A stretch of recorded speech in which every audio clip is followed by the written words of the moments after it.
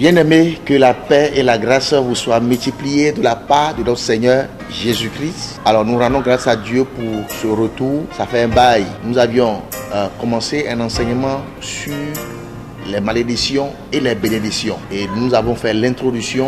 Nous avons promis de vous revenir après pour vous expliquer comment les malédictions affectent les vies, affectent les familles. Et dans cette série, nous allons parler de 3 malédictions qui sont d'actualité. 3 malédictions qui ravissent les foyers, qui détruisent les maisons, qui détruisent des destinées. À savoir la malédiction de la mort subite, la malédiction de la pauvreté et finalement, nous allons parler de la malédiction de la maladie. Alors, on va commencer d'abord à parler de la malédiction de la mort subite. D'abord, vous allez faire le constat que dans certaines familles, les gens meurent vite. Ils meurent à 30 ans, ils meurent à 25 ans, ils meurent peut-être à 10 ans, à 15 ans. Au fait, ils ne vivent pas longtemps. Et c'est rare de voir dans certaines familles la longévité dans la vie des gens. Les gens ne vivent pas longtemps. Ça veut dire qu'il y a une malédiction qui est là. Quand vous voyez les gens qui ne vivent pas longtemps, qui ne vivent pas selon l'âge que Dieu les a donné sur terre, et que ces gens-là meurent avant leur temps, ça veut dire qu'il y a une malédiction. Normalement, quelqu'un devrait faire au moins, à partir de 45, 50, 60 ans, au moins devrait faire ça. Mais lorsque vous voyez que des gens ne vivent pas à cet âge-là avant de mourir, ça veut dire qu'il y a un mal qui sévit dans la famille.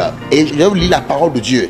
La Bible déclare dans le livre de Exode chapitre 34, verset 13. Écoutez bien. Il dit, au contraire, vous renverserez leur autel, vous briserez leurs statues et vous abattrez leurs idoles. Et quand vous lisez Lévitique 19, verset 4, il dit, vous ne vous tournerez point vers les idoles et vous ne ferez point des dieux de fonce. Le verset 1 de Lévitique 26, verset 1, il dit, vous ne vous ferez point d'idoles, vous ne vous élèverez ni image taillée, ni statue, et vous ne placerez dans votre pays aucune pierre ornée de figure pour vous prosterner devant elle, car je suis l'Éternel, votre Dieu. Le verset 30 de Lévitique 26, il dit, je détruirai vos hauts lieux, j'abattrai vos statues consacrées au soleil, je mettrai vos cadavres sur les cadavres de vos idoles, et mon âme vous aura en horreur. Vous voyez cela? Ici, quand Dieu a appelé son peuple,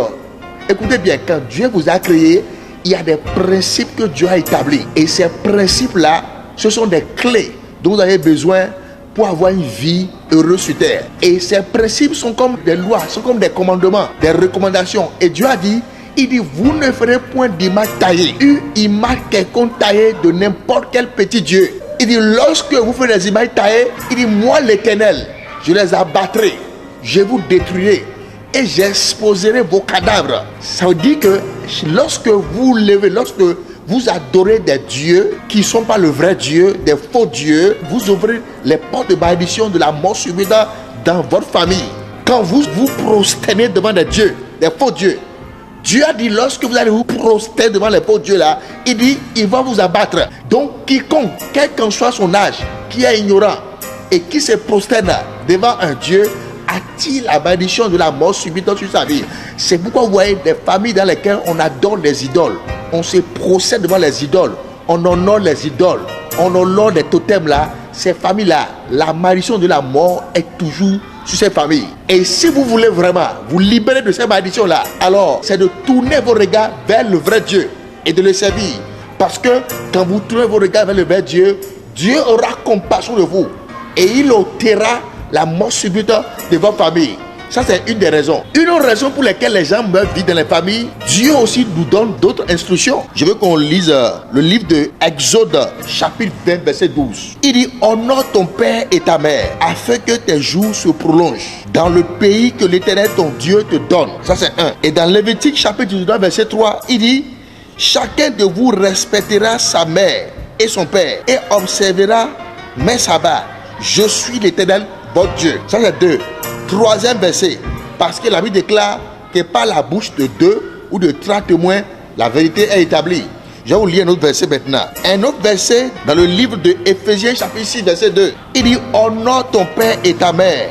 C'est le premier commandement avec une promesse. Et la suite, afin que tu sois heureux et que tu vives longtemps. Donc ça veut dire que quand vous voyez dans des familles où il y a la rébellion, vous voyez un enfant, il parle à son père, il gifle un père, il insulte une mère comme une sorcière, il insulte une tante qui est sorcière, ou bien il insulte un oncle qui est un sorcier. Déjà, selon les principes divins, cet enfant est en train de revoir, en train d'aller contre les lois établies par Dieu, les lois d'honneur. Il y a ce qu'on appelle les lois d'honneur qu'on ne doit pas briser. Dieu a dit d'honorer, même si la personne est sorcière. Ce n'est pas de ta bouche que cela sortira. Parce que quand tu élèves ta voix et que tu dis telle personne, tu l'insultes et que tu dis qu'il est sorcier, il est sorcière et que tu le déshonores. Et la Bible dit que celui qui déshonore ses parents, cette personne ne vivra pas longtemps, il ne sera pas heureux. C'est pourquoi vous voyez des gens, ils ne sont jamais heureux. Ils ont tout, mais ils ne sont pas heureux. Pourquoi? Parce qu'avec leur bouche là, ils se sont créés des problèmes. Donc pour sortir de ces malédictions là, d'accord, il faut juste se repentir et aller vers la personne. Tu demandes pardon et tu demandes la miséricorde de Dieu sur ta vie. Pourquoi? Parce que d'abord, la première personne avec qui tu as péché, ce n'est même pas la tante bien longue là, mais la première personne avec qui tu as péché, c'est Dieu lui-même d'abord. Donc tu vas demander pardon à Dieu et demander sa miséricorde pour que Dieu enlève sa malédiction sur ta vie. Et là tu vivras. Tu vas voir des jeunes, vous m'excusez, vous insultez les gens, un jeune va dire ça à une grande personne. Mais comment il va vivre longtemps? Il ne sera pas content, il ne sera pas heureux. Donc, alors éduquons nos enfants d'honorer les parents, et ils seront heureux. Que Dieu vous bénisse abondamment. Amen.